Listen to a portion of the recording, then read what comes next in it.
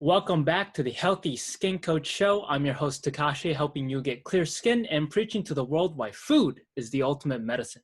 Today, I have a really special guest with me. His name is Dr. Paul Clayton, and he is on Zinzino's Scientific Advisory Board and is a former chair of the Forum on Food and Health at the Royal Society of Medicine and is currently a fellow of the Institute of Food, Brain, and Behavior at Oxford University. Thank you so much for joining the podcast, Dr. Clayton. Welcome, and I'm happy to be here. Let me just correct you on the Institute. Our president and my mentor is Professor John Stein, who is the Oxford Professor of Physiology, but the university structure there is a little bit different from what you find here in the United States.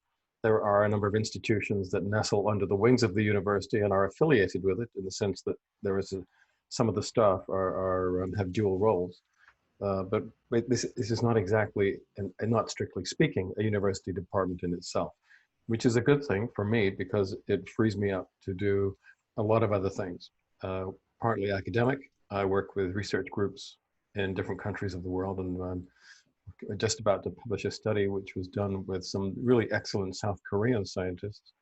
But in the last few years, I've published with Hungarian research groups, with Australian research groups. I have the luxury of being able to pick and choose, do what interests me, and to move very freely around the globe and between different disciplines. What are you currently researching right now? Where to start? There's 4 projects I'm currently involved with, and one of them is the development of a novel antibiotic, which is completely unlike any other antibiotic that has been developed so far. It is in fact derived from the workings of the innate immune system. And because it is a mimic or an amplification of an endogenous defense system, it works extremely well. It kills off pathogens, the bacteria that you don't want, and it has no effect whatsoever on commensals. So there is no adverse effects at all. Even more interestingly, this is an active which also has the ability to act as a viristat. So in other words, it will treat viral infections as well. We can kill microbes fairly easily. Killing viruses is another thing. You probably can't kill them because they're probably not really alive. They're on that borderline between organic and inorganic structures and organizations. But what we can do is utilize this tool, which, as I said, is derived from the innate immune system, and it produces a set of mild oxidizing agents. Now, let me take a step back. Most of our defenses against bacteria are cellular, not all, but most of them. Most of our defenses against viruses are chemical rather than cellular. You can talk about NK cells, you can talk about B cells, but they're not very effective, and they only get involved very late on. It is these mild oxidizing agents that the innate immune system is capable of making that degrade viral structure and then prevent re-entry into a new cell, multiplication, and then reinfection. It stops that cycle. And oddly enough, I'm not an American citizen. I don't have a dog in the American electoral fight or Civil War Mark II, however you want to think of it. But Donald Trump, who's an interesting guy, when he was talking about using bleach to treat people with COVID-19, actually, I had spoken to some of his advisors, and what he was referring to with the bleaches that you make yourself internally. Now, it turns out that we can reproduce that activity in an ex vivo model, which you then ingest. And so he was actually technically correct. He didn't express himself very well. I don't think he's a very articulate man, but he was actually touching on something that is very substantial. This is now going into a clinical trial in an EU member state, and we hope to be reporting on this within the next 6 to 8 weeks. One of the things I'm interested in, but there's lots of other things. Sure. Yeah, I would love to know what your thoughts are on the current, the global pandemic that's going on right now. And I just saw the news today that the cases keep rising and rising and rising. Although the number of deaths have fallen, it seems like the entire year will be just in lockdown. If we decide that that is the correct strategy, which I don't agree with. I mean, you hear people saying it's just the flu, bro. And actually, that's pretty much what it is.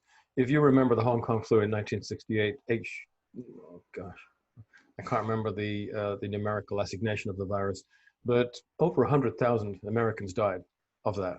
And there was no lockdown. Americans used to be tougher, made of stronger stuff than they are now. Now people see or hear about this new virus that has a mortality rate of about 0.04%, and that almost exclusively in a very specific subgroup, that is people who are elderly with comorbidities. Most other people are going to be just fine. And yet we're running around like chickens with our heads cut off. And this principle of general lockdown is through the damage it's inflicting on the economy, on people's livelihoods, on people's lifestyles, will probably end up killing more people than actually died from the COVID virus itself. Now, to give you an idea of how likely I personally take the COVID virus, when the warnings were issued that all transatlantic flights into America were going to be stopped, I was in Tatarstan. And I had to get back here for various reasons. And so by hook or by crook, I worked my way very quickly across country to Moscow, and then finally got onto a plane, which landed in JFK, I think an hour or so before the deadline. So I just got into the United States by the skin of my teeth. And I had already looked at at some of the COVID data, and I had come to the conclusion that if your innate immune system was working properly, you were going to be okay. If you look at the time course of the development of the disease, for the first 12 days or so, you have a viremia. That is, it's in the nose, the back of the throat. You might have a sore throat. You might have some congestion, a headache, a slight temperature. And at the end of those 12, maybe 12, 13 days, most people, if they have any symptoms at all, they go left and they recover. You have a smaller percentage who turn right and become more seriously ill. At that point, you need to look at different strategies. But given that time course, it's very obvious that what is making sure that you go left in the majority of cases is your innate immune system. The adaptive immune system hasn't been able to get to work yet. It takes longer than that for the adaptive immune system to get its boots on. So it's all about the innate immune system. And if you look at it even more carefully, what you find is that it's down to these 4 chemicals that the innate immune system makes that are able to interfere with viral cycling. And I was prepared for that because when the World Health Organization, I think 3 years ago now, came out with disease X, that was the name for their placeholder name, basically, for a disease that didn't yet exist, but it was going to be zoonotic. It was probably going to be viral because given current trends, that's what we would expect. And this was a particular zoonotic infection that combined high transmission rates with high virulence, the Andromeda strain, if you will. And so I designed a formulation which was called Extend, and which provides all of the micro and phytonutrients that you need to ensure that your innate immune system can make all of these defense compounds. It's quite an interesting list, and at least one of them is very atypical. And I'd been taking that because I was just checking on tolerability, and I just in general, I travel a lot. I live a pretty hectic lifestyle, and I wanted to make sure my immune system was working correctly. So I touched down at JFK, and then there's a whole bunch of other airports before I can finally get to where I'm going, which is down in the southeast. And I didn't wear a mask. I didn't wear gloves deliberately. I didn't worry about hand-to-mouth transmission, and I didn't for the next couple of weeks because I thought, well, the odds are this is so infectious. Either I can go and meet it now, or it's going to come and find me later on. And I think I'm about as well defended now as I'm going to be. Sure enough, I picked up the virus, was seropositive. I had a mild headache, a little bit of fever, sore throat for 7 or 8 days. I mean, it was nothing. I've had worse hangovers, although not since I was at medical school, and that's a long time ago. And it was really no big deal, no lasting ill effects. And within, as I said, 10 days, I was running again. I run middle distance. That's only a single case history. And given the variability of the disease, a single case history has really no value, no scientific value at all. But it kind of confirmed in my own mind that if you're well defended, if your immune system has what it needs to defend you, you are likely to come off pretty well. Now, statistically, I should not have done as well as that because I am in a high-risk group because of my age. So I'm 70. And once you get into, the rarefied 70s, you really have, at least if you look at the larger statistical evidence base, your odds of being rather more seriously ill start to rise significantly. But I think that's only because most 70-year-olds have no idea what good nutrition is.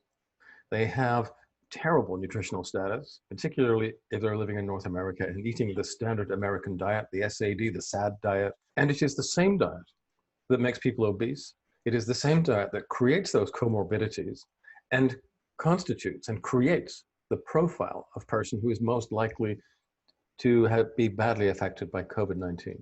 I think all in all, I mean, there's a lot more evidence than that. I'm just giving you the tip of the iceberg stuff. But the evidence to me is pretty convincing that if we could find a way to change American dietary habits, and that's probably going to mean forcing the major multinational food companies to stop selling their toxic foods, then we would create effectively a level of herd immunity that would make problems like COVID-19 and potentially more serious infections go away. It would be more effective, it would be far more cost effective, and it wouldn't lead us down these dark roads to the techno-fascist visions of people like Bill Gates. I 100% agree with you. My channel is all about preventing any diseases that may arise by having, excellent nutrition and focus on health today, and not waiting and putting it off until tomorrow, where your immune system might be compromised, and then you are more susceptible to the virus. And it's unfortunate because over 100 million Americans are diabetic or pre-diabetic, and a lot of these deaths are coming from patients with existing conditions like diabetes or they are overweight, which causes more likelihood of cytokine storms to happen inside the body that does end up killing these patients. We're not focusing on preventative medicine. We're not focusing on nutrition that can help strengthen our immune systems. Over 90% of Americans are vitamin D deficient or insufficient, as well as Omega3 deficient or insufficient. And all these are very important nutrients that we need in order to have that strong immune system. One of the things that the American diet does, and we talk about the American diet, and it is probably worse than the diet in any other OECD nation, but only in degree. For example, the North Americans typically are consuming now between 60 and 62% of all of their calories in the form of ultra-processed foods, which is quite staggering. And these ultra-processed foods are calorie dense, they're nutrient light, and a diet that consists of that much ultra-processed food is a diet that will inevitably cause chronic inflammatory stress, dysbiosis, type B malnutrition, and accelerated aging of the immune system. You've got 4 major drivers of disease right there. And when you add in a relatively sedentary lifestyle, which most people living in cities and towns follow, you can factor in insulin resistance. These are the 5 subroutines that very, very directly lead to the multiple pandemics of chronic degenerative non-communicable disease that are currently overwhelming the American healthcare system. Now, you're a little bit further down that slope than we are. Britain being the 51st state also eats a lot of ultra-processed food, not quite as much as you do. For us, it's about 52%. Australia is about that same level. And then you have countries like Ireland, Finland, Poland, and I think Germany might come in there, who are creeping up to between around 42 to 45%. But the more of these ultra-processed foods you eat, and the evidence is really, it's a little bit circumstantial, but as a whole, it's very convincing. With every 10% of ultra-processed foods you add onto your diet, you increase your risk of overweight very significantly, your risk of type 2 diabetes by 10%, your risk of cancer, I think, by 11 or 12%, your risk of early, that means preventable death, by about 10% as well. Heart of the problem is that we now have an out-of-control food industry. The largest part of the global food space is owned and controlled by only 10 multinational food companies, most of whom are North American, not exclusively. There's a couple of major European ones as well. And they are now selling such toxic foods that they are collectively responsible for making more people ill and killing more people than the tobacco industry. That is how extreme the situation now is. Now, it's difficult to prove that case. Connecting the dots between tobacco, lung cancer, and other pathologies, you had 2 fantastically good surgeon generals here in the United States who developed that, the reports that ultimately led to the restriction of advertising of cigarettes, the health warnings that are now placed on packs, and all of the rest of that. Because you're talking about a relatively simple input and some fairly clearly defined outcomes. The problem with the food, the equations are more complex because nobody has to smoke, but everybody has to eat, right? And you're eating a lot of different foods, and the pathologies, the subroutines that this terrible diet creates manifest in many, many different ways. It's more difficult to make the case. So what we need is something like Ralph Nader, who wrote that book, Unsafe at Any Speed, and then forced effectively Detroit to start engineering safety into their cars. We need the equivalent person, a politician with vision and backbone, if anybody like that exists, I would love to meet them, who's willing to take on the food industry and say to them, you cannot continue to behave so irresponsibly. You cannot continue to inflict so much damage on public health. We're going to bring you to heel. And you have to start designing foods which are not toxic, which people will still like to eat, which aren't outrageously expensive, but which are not as destructive to individual and public health as the products you're currently offering. But that's a political step. I would say that the hurdles between where we are now and better health, individually and collectively, I think that the scientific evidence now exists to make that possible. The major obstacles are they're political, they're economic. Yeah, unfortunately, the lobbyists have so much control over politics now. It's unfortunate because nutrition isn't really taught in schools, and it's not even taught in med schools. So doctors don't really use food as medicine. They use, they turn to drugs because that's what they're taught. And so even, doctors aren't aware of how powerful food can be as a source of healing, but it's all backwards in this healthcare system. Yeah, but it's the healthcare business, and the emphasis is on business. It's business, and it's a great business because you as consumers, we're being ground between two millstones.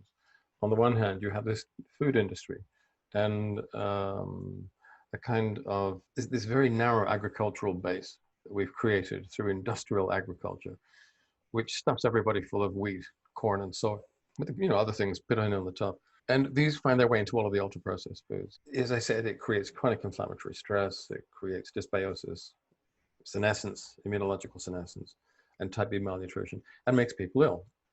And the people get sick, and then they run to the pharmaceutical industry, who supply them with the pills that they need to suppress the symptoms of the disease, but not the disease itself, which keeps on going. And so it's a great business model. The pharmaceutical industry says, thank you very much to the food industry for sending us this endless stream of customers.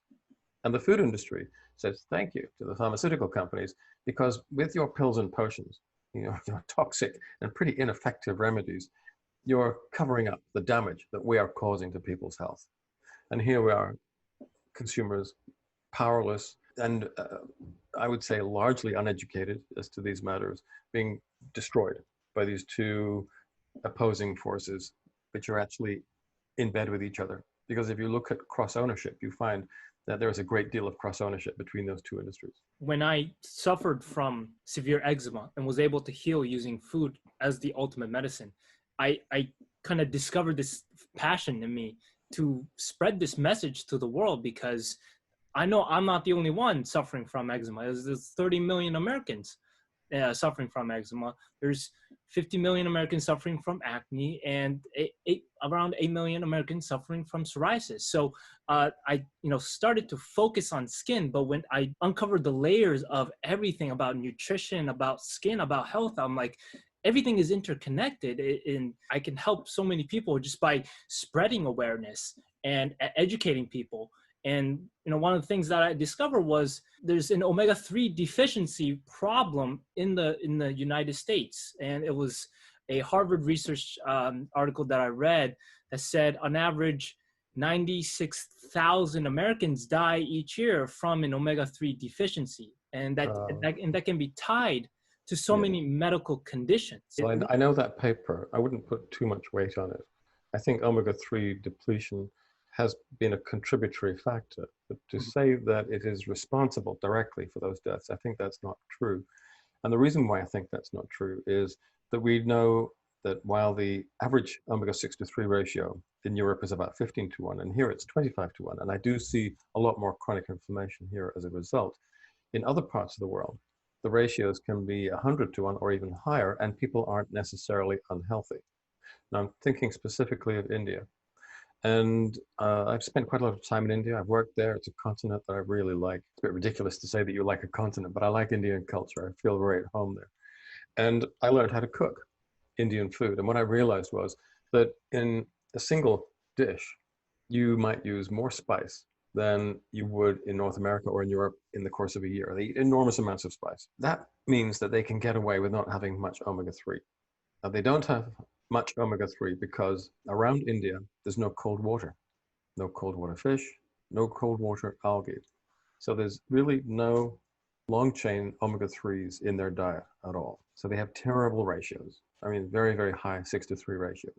But if you look at the cascade of events that that characterizes inflammation and that leads to tissue damage, you can stop it at the top by getting the 6-to-3 ratio right, but you can stop it lower down by using lots of polyphenols, which are in the spices.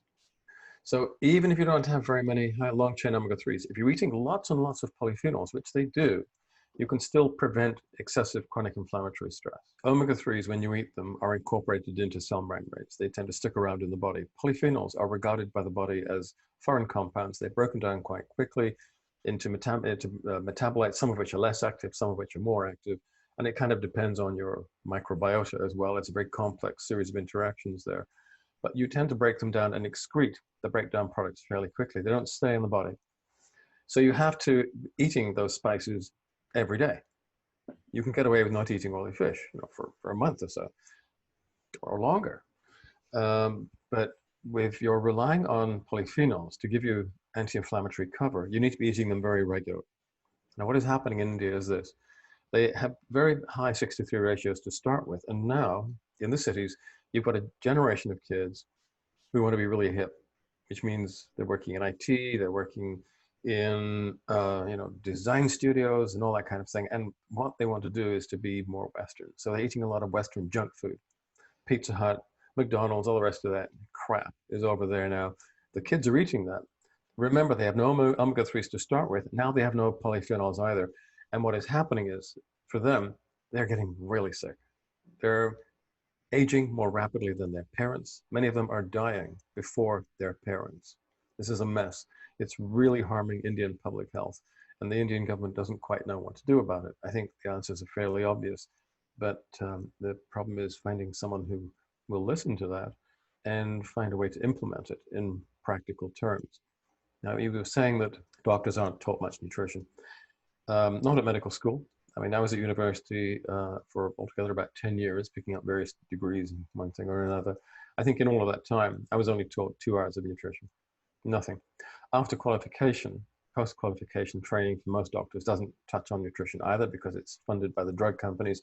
So the doctors end up absolutely blinkered. That's all they know. There's a pill for every ailment. And I'm not against pharmaceuticals. It must sound as if I'm extremely negative, but what pharmaceuticals are good at are suppressing the symptoms of disease. And when a patient comes to us with pain or disability, we have a duty of care to them.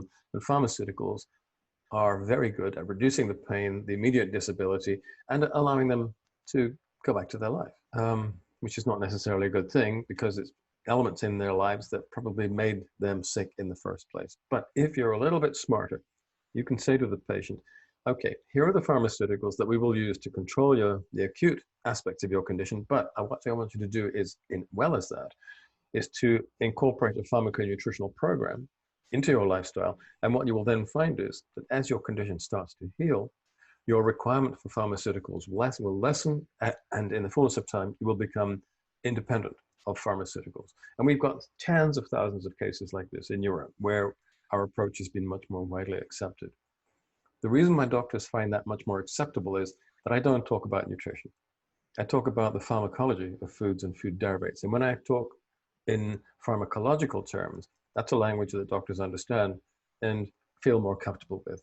They don't like the language of nutrition because they never studied it. And they are aware, I think, that the supplement industry is mostly a bunch of junk. I mean, I don't trust supplement companies. I've already made enemies of the food companies and the pharmaceutical industry. Let me complete the trifecta by saying I loathe the supplement industry because most of what they sell is rubbish. The 2 biggest sectors are fish oil and multivitamins, minerals, that sorts of things. We know that fish oil doesn't work. We absolutely know this. The Cochrane collaboration did this huge meta-analysis within the last 12 months. and looked at all the prospective randomized double-blind clinical trials that have been done with fish oils, and really none of them work. Fish oil has no effect. A talismanic effect, perhaps, but no real effect. It's junk. And it's the same with the multivitamins and multiminerals. They don't have any measurable effect whatsoever. People buy them on hope.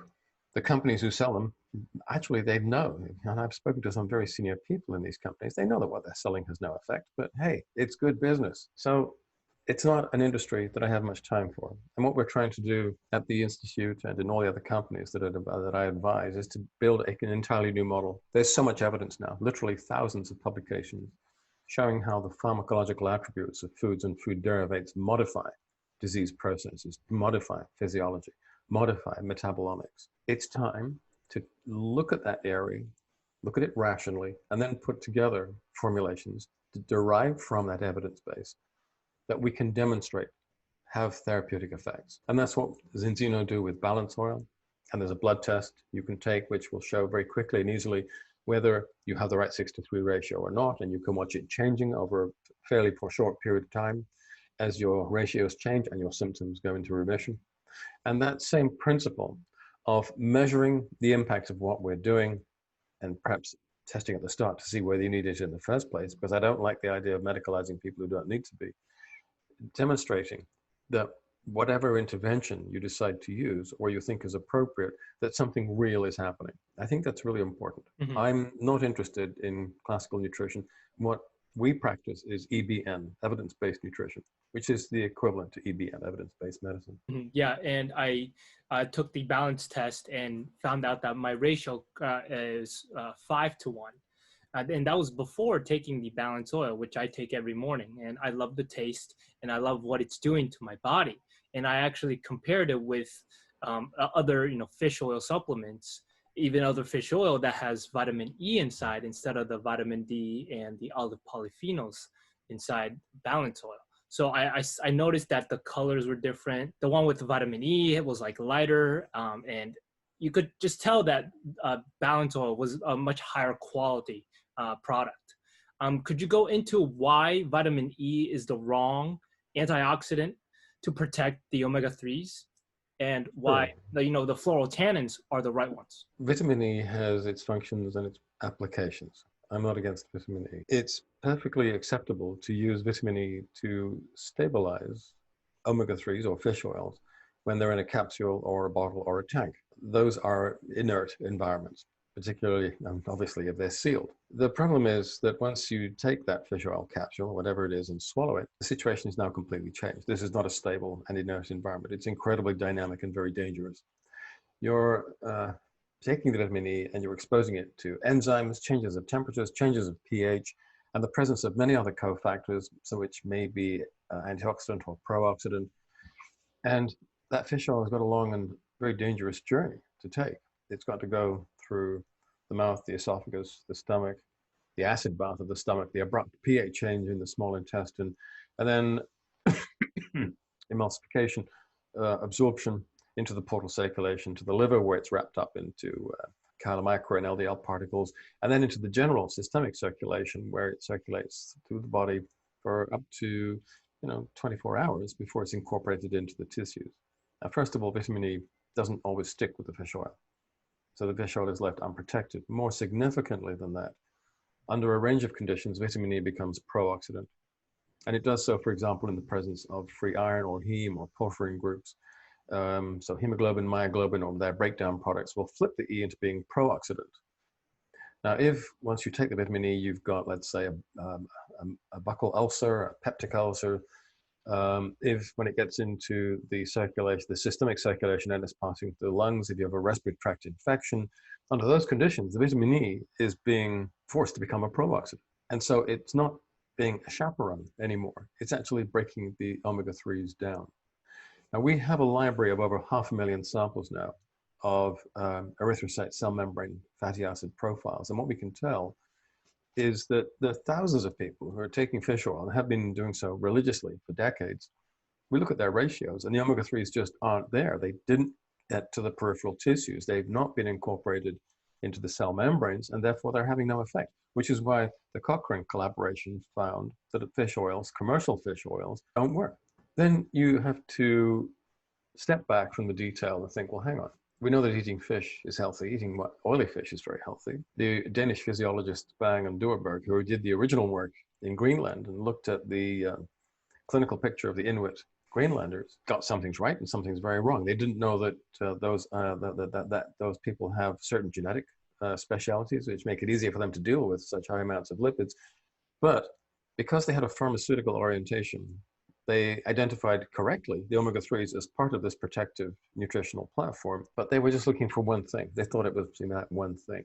In fact, what protects the Inuit, what makes them so resistant to inflammatory stress, is a binary weapon. It's the omega-3s plus the polyphenols in their diet. Now, to find out how that works, you have to go right back to the bottom of the marine ecosystem. The food pyramid, well, the food chain, starts with plants or marine algae in the oceans as it does on land. Now, whereas most terrestrial plants produce tocopherols and tocotrienols to prevent lipid oxidation, the marine cold water algae, which are producing omega-3s, produce a very special antioxidant to protect those omega-3s. And they're called fluorotannins. They're a condensed polyphenol. And this explains, the huge data mismatch, because you think, well, how could the omega-3s get all the way from the marine algae to the krill to the pelagic fish, the large the marine mammals, and the Inuit over a period of 12 months or more? How could that be when these omega-3s are so fragile? And you can see that for yourself if you take a vitamin E fish oil capsule and empty it onto the palm of your hand. Within a minute, you can smell it starting to oxidize, whether the vitamin E is there or not. So how could these fragile molecules travel over such long distances and over such long periods of time and arrive at the apex predator, the Inuit, intact? The answer is very simple. It's those fluorotannins. They sit so tightly together with the omega-3s that they never separate. They travel with the omega-3s through the entire marine ecosystem. You never find the omega-3s on their own. They are always combined with these chaperone antioxidants. So it's this combination of omega-3 and lipid polyphenol, lipid soluble polyphenol, that is consumed by the krill, gets into the stomach of the krill, into its tissues, into the stomach of the pelagic fish, into its tissues, into the stomach of the larger fish, and into its tissues, and so on and so forth, until the omega-3s and the fluorotannins arrive in the diet and then the bodies of the Inuit islanders. And when you look at the body fat of the Inuit, what you see, first of all, is it's an interesting color. The body fat of an American would be whitish, pale cream.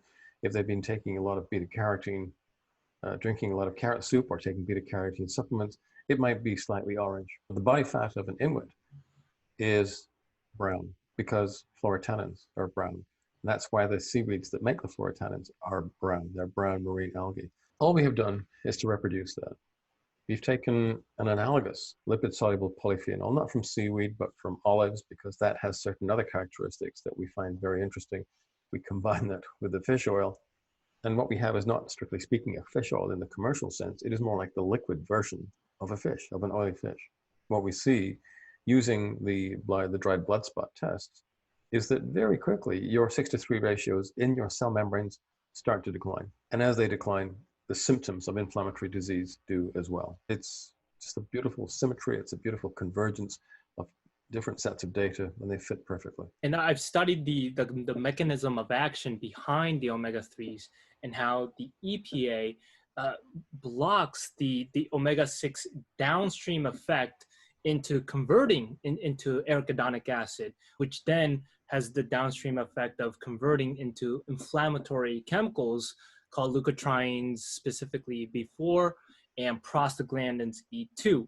Now, to the viewers and listeners, if you have too much of these leukotrienes and prostaglandins, your cell membranes and your cell nucleus, your entire cell becomes inflamed. And so when you have too much inflammation of the cells, that leads to pretty much every medical condition you can think of. And so it really starts with your cells and reducing the inflammation in order for me to heal my skin and heal my eczema.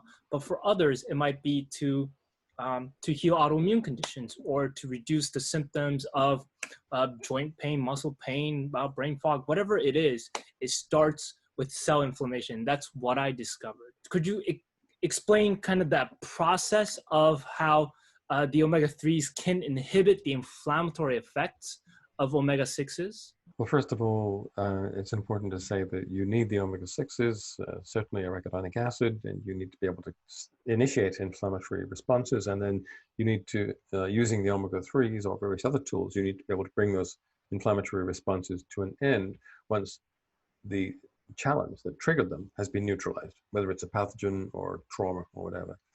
So we're not against inflammation. What we are against is excessive and chronic inflammation. Now, you're right when you say that a lot of the machinery which culminates in an inflammatory reaction is taking place inside the cell.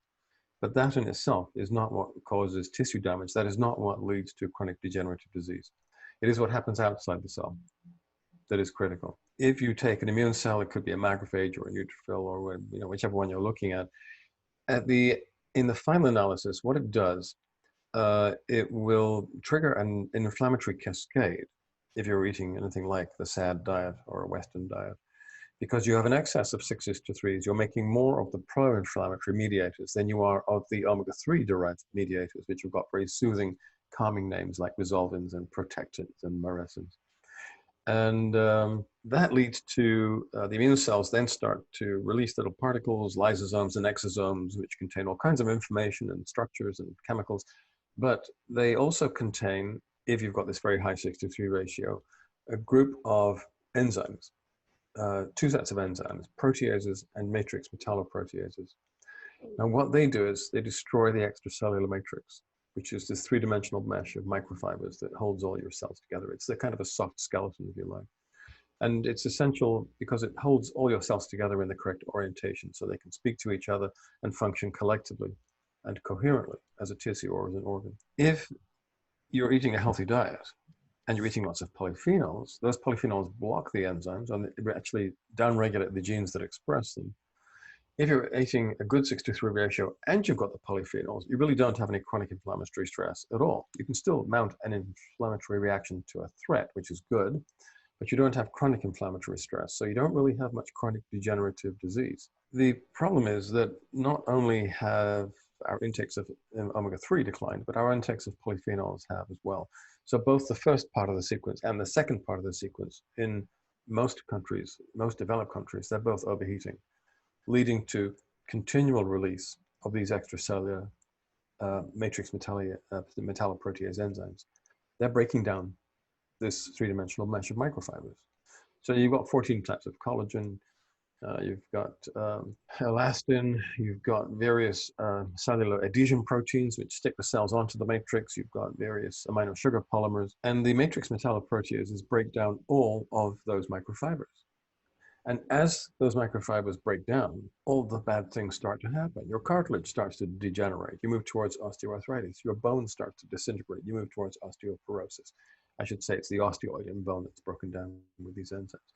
In the skin, and you can think of aging of the skin as a kind of a chronic degenerative disease, it leads to the destruction of the matrix, erosion of the matrix, the kind of erosion of a landscape, if you will, leading to thinning of the skin, loss of tensile strength, elasticity, hydration capacity, and the formation of wrinkling, and in short, all of the epiphenomenology of aging skin. If you get it right, if you stop chronic inflammatory stress, then aging of this sort simply does not occur. What you're left with is intrinsic aging.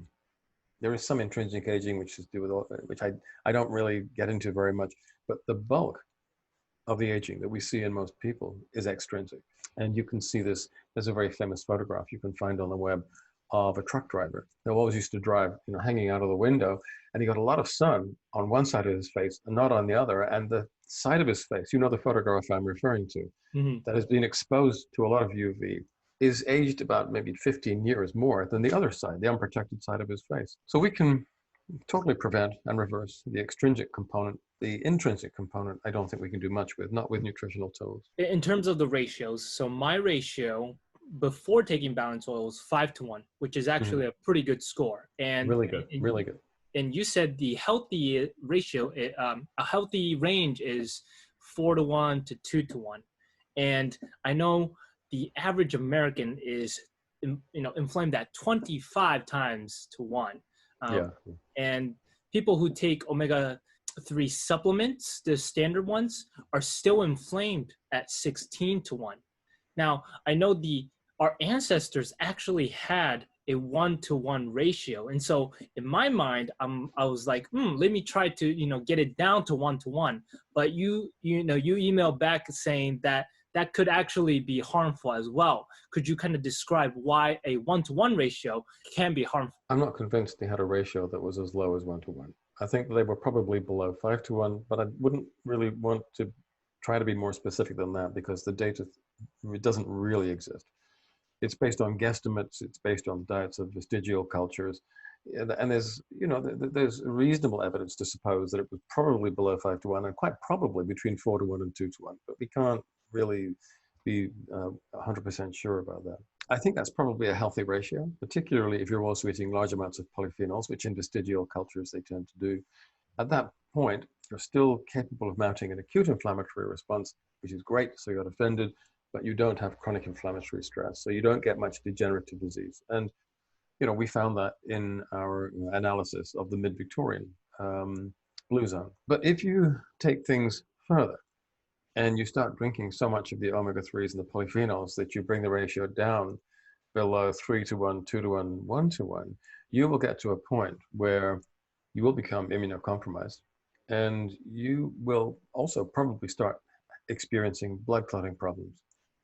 Now, when Bang and Doerberg were first looking at the Inuit islanders, they saw a relative freedom from chronic degenerative disease, but they also knew that if one of these islanders experienced physical trauma, they would very likely bleed out, almost like hemophiliacs. And there were a couple of cases where when Western food started to come into Greenland for the first time, they were being exposed to a lot of sugar. They hadn't yet really discovered oral hygiene. So their dental health went very steeply downhill. And they would come over to Denmark. Greenland was a Danish colony, to have tooth extractions. And they would bleed out. They would exsanguinate in the dentist's chair after an extraction. So I'm just saying to you, be cautious. If you start noticing bruising appearing spontaneously in your arms and legs, that is nature's warning to you. That's saying you're going too far. Cut down on your intake of those omega-3s. Sometimes I push myself a little too far in trying to achieve longevity because I'm also a biohacker at heart, and I'm trying to do everything I can to, extend my life to, 100 years plus. So, yeah, that's a very important thing to remember, and I will definitely keep that in mind. But yeah, for the listeners and viewers, I'll put the links in the description box, but you can get your omega-6 to 3 ratios tested using Zinzino's balance test. And it just takes a drop of blood from your fingertip and you put it on a piece of paper and you ship it in. And within 2-3 weeks, you'll get your results back. And it has your ratios and what products are recommended based on your ratios. And hopefully your ratio is in that healthy range of 2-to-1 to 4-to-1. But if your ratios are off, like the standard or the average American is at 25-to-1, then you definitely should consider taking omega-3 supplements like a balance oil in order to get to lower your ratios down in that healthy range. So I'll put the links in the description box below. There may sometimes be a rationale for really being aggressive and bringing the 6-to-3 ratio down very, very low indeed if you have an active disease state. So for example, with autoimmune disease, what is going on there is that your immune system is attacking organs in the body. Might be, the beta cells in the islands of Langerhans in the pancreas, or it could be components in the joint capsule, or it could be something in the thyroid. Those are 3 very well-known types of autoimmune disease, but there's about 100 of them, very interesting, very diverse. And they all consist of tissue damage being driven through chronic inflammation, localized chronic inflammation. And you can use this tool to bring down the 6-to-3 levels to a point where the immune system can no longer attack the target. And this is something that happened to me about 11, 12 years ago. I developed Graves' disease. I've been going through an extraordinarily stressful period in my life. And I was told by my doctors, well, okay, we'll have to remove the thyroid and you'll be on thyroid replacement hormone therapy for the rest of your life, which is, fine. It's acceptable, I suppose, but I didn't really want to do that. So I took a very early prototype of balance oil and stopped the immune reaction and kept it really on hold for a period of, I think, 4 months or so. And at the end of that, I realized the autoimmune disease had gone into remission. I relaxed, ate less and less of the fish oil. My ratio started to rebound. I wasn't bruising anymore. And my immune system at that point had lost interest in its target. So I no longer have Graves. And the doctors at the hospital who treated me say, this is fantastic. We don't see cases like this. It's a bit of an anomaly. I mean, we've seen in the textbooks that this sometimes spontaneously goes away. Whatever you did, it was the right thing. And since then, I had the great good luck to meet some doctors in Boston who were actually using something very similar to treat patients who are presenting with type 1 diabetes. Now, obviously, this is a strategy that can only be effective if you catch the disease at an early stage. Because if it's run to the point where the target organ has been destroyed, then stopping the inflammation isn't going to have any effect at all. Yeah, when I was suffering from severe eczema, I knew it was immune related, even though it might not be considered an autoimmune disease. I knew my immune system was overreacting to something. And so I took the best food sensitivity test in the world and found out that it was actually tea that was making my immune system go crazy. So yeah, so the molecular structure of tea somehow didn't agree with my immune system, and my system was interpreting it as an antigen or a foreign invader, and so that's why it was sending signals in the form of eczema. Now, I did study that psoriasis is an autoimmune condition. So, I looked into what can reduce inflammation and help calm the immune system, and omega-3 was one of those things. And so when I discovered that, I looked up the best products in the world and came across Zinzino, and then I came across, okay, who designed the Zinzino product, and then your name came up, and that's how I discovered who you were. All right, I see. Well, it's been an interesting journey. I've worked for most of the big pharmaceutical companies at one time or another. I've worked for quite a few of the food multinationals, and so I know those industries from the inside. I've also worked as a government regulator, so in a way, I'm a gamekeeper turned poacher. I didn't like any part of that system, and I thought we must be able to do something better. From a public health perspective, we're in a terrible place right now, and there are so many people who are sickening and dying far too early. That's an enormous waste of human life, of human talent, of human energy. And I find it personally deeply offensive. And the thrust of my work is in trying to do something about that. So the educational programs, the formulations that I've had a hand in developing, it's all part of my insane plan to make the world a little bit better. Mm-hmm. Yeah. And I think we're both, doing something for the world and trying to help people understand, their health is the most important asset in their lives, and you got to start taking care of it starting today. There's no time to waste. And I really appreciate all the work that you've done, and I hope that I can do something similar for the world and sharing the message. I did have a question. So I love eating salmon every single day to get my omega-3s in, because I'm just a health nut like that. But what are the trade-offs between eating wild salmon? What's in your view, what's the trade-off between eating wild salmon every day and then potentially being exposed to some of the metals and the PCBs inside wild salmon? I think that probably the health benefits outweigh, and very considerably, the possible issues with heavy metal and PCB intoxication. Some people, of course, are particularly sensitive to those kinds of things. If you're concerned, I would say there isn't enough fish in the ocean, farmed or wild, to produce all the omega-3s that we think the human population currently needs. And that creates a need for bioreactors. Now, you can get omega-3s not from the fish. You can go to the seaweeds, the marine algae that produce the omega-3s. And some companies have been set up to grow algal farms. You fence off that part of the seabed, and you try and create conditions that will promote the growth of the right seaweeds, and you harvest and crop them, and then process the seaweeds. And that's one way of doing it. It's, in my view, not the best way. far more effective are the bioreactors.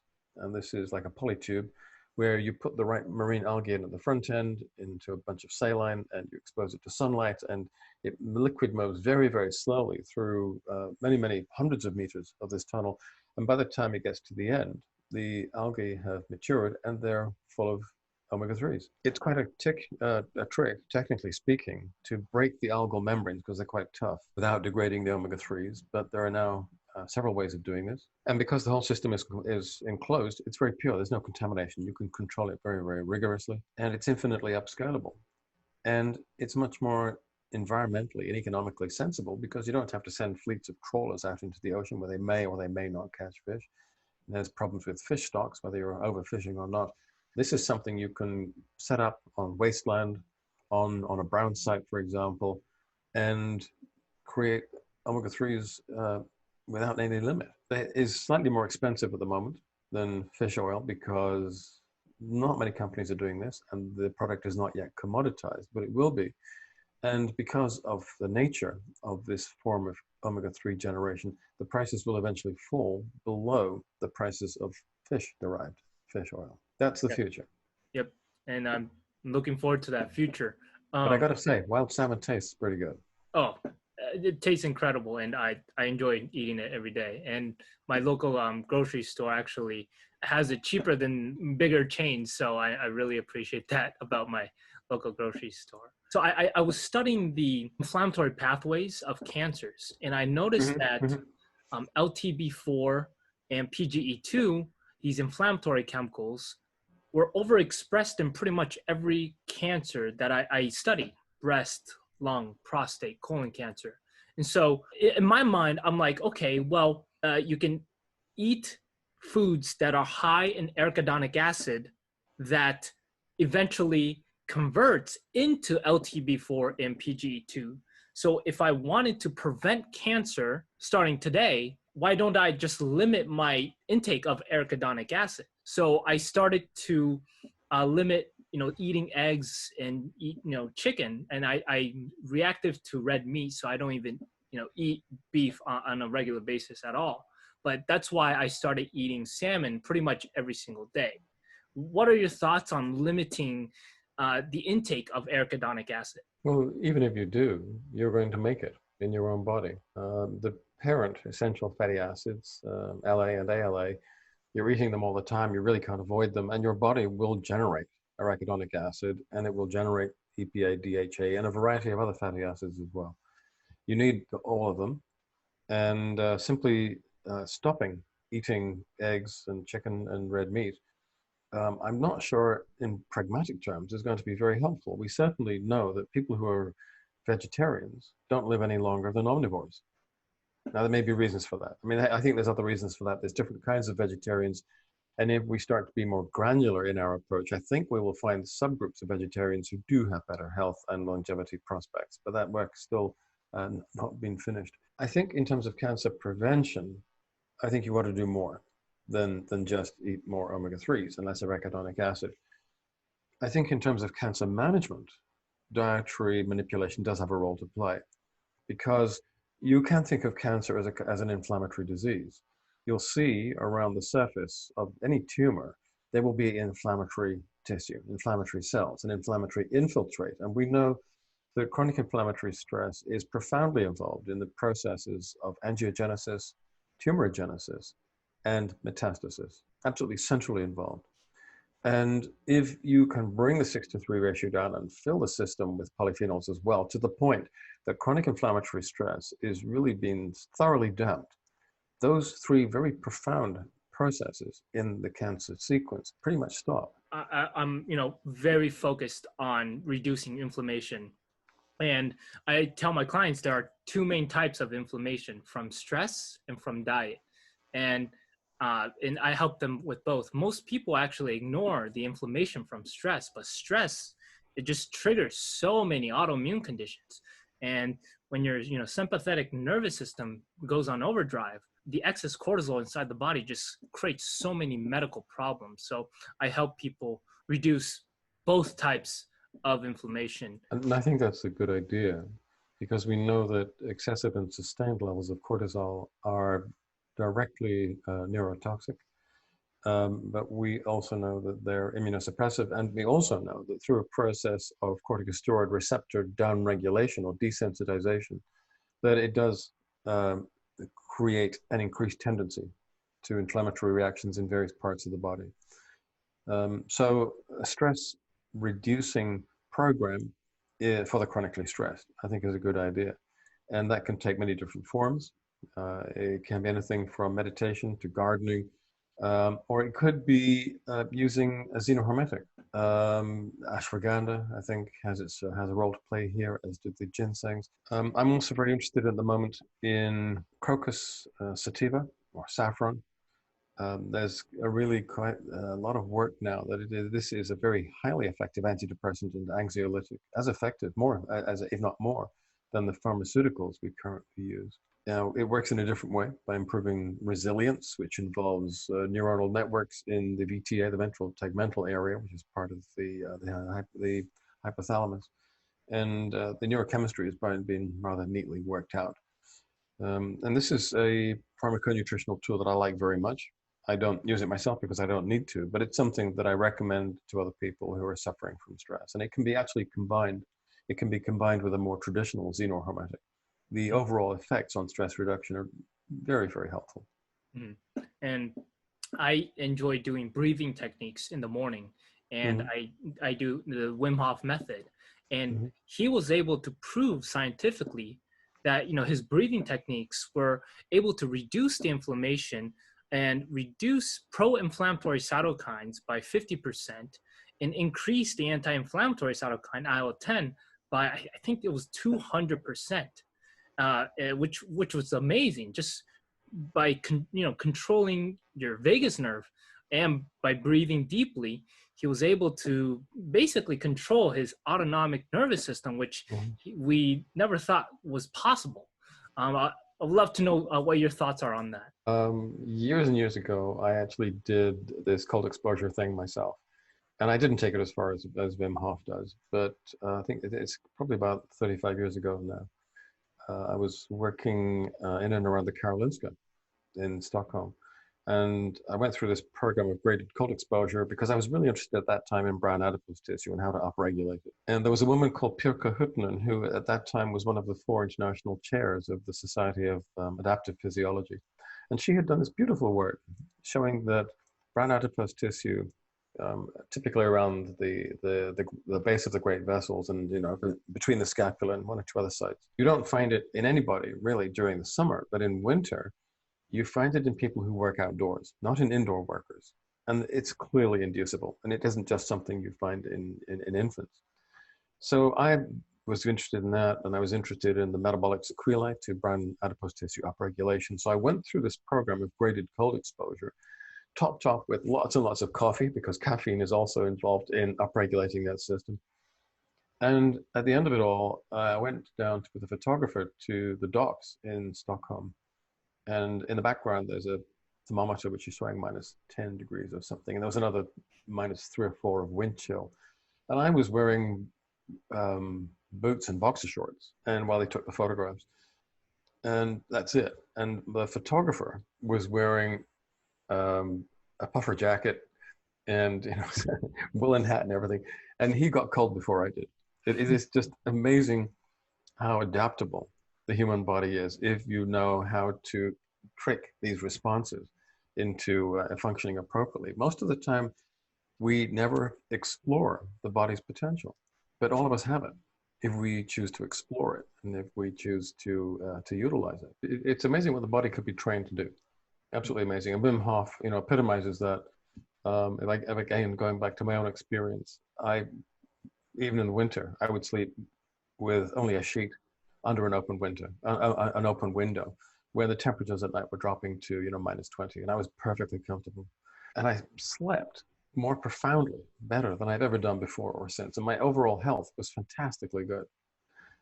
But my core temperature obviously was retained, but my surface temperature dropped to the ambient temperature. And I remember one night, my girlfriend at the time, she rolled over and touched me, and of course I was icy cold to the touch. And she was panicky. She thought I was dead, because she couldn't really detect a pulse either.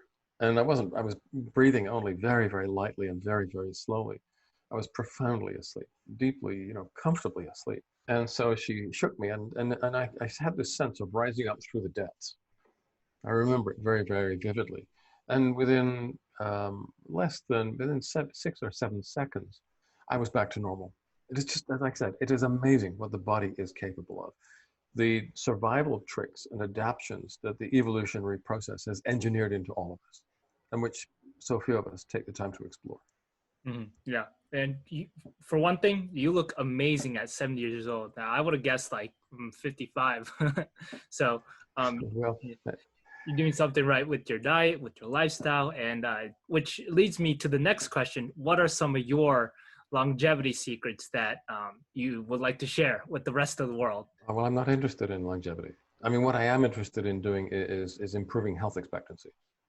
And if you can help people to be healthier for longer, life extension comes along on the heels of that. But it's not my prime target at all. What I do is I take various pharmaconutritional tools which are designed to remedy the structural problems caused by the modern diet. So I take these formulations which damp chronic inflammation, which normalize the microbiota in my intestines, which support and protect the immune system, and which trigger, amongst other things, mitochondrial neogenesis in my muscles, and act via AMP kinase to make sure that my body is constantly burning energy and keeping my muscles and tendons fit and intact. I also do all of those things and try to, be as healthy as possible. Because again, we only have one life, so we gotta be healthy, and it starts today.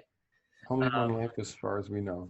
Yeah. But there are more things you can do. Have you heard about the zombie killers? No, I haven't. Okay. Well, as we get older, we accumulate senescent cells in various tissues, and these are cells which should have killed themselves, but have somehow sidestepped that process and linger on.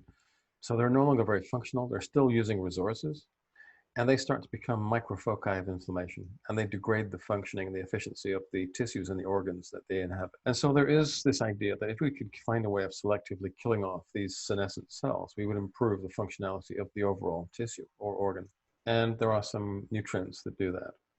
And there are some other nutrients that we can use to shake stem cells loose from their resting points, their mooring points in the bone marrow. They then get into the circulation and go to the tissues where the senescent cells have been killed and repopulate them. This is a very, I think, profound form of tissue regeneration. And it's something that I'm exploring at the moment. And one of the companies that I advise will be developing, I'm developing a formulation for them, which will probably be commercially available in the second quarter of 2021. Definitely will have my eye out on that product. I know that fasting helps remove senescent cells, and activating autophagy is very important for longevity. So I do intermittent fasting on a regular basis. And when I run out of groceries, I try to do a 2 or 3 day fast. I was wondering what, if you do any fasting and what your thoughts are on that. I enjoy good food too much. I love to cook. I don't buy processed foods or ultra processed foods. I like to work with produce and build from there.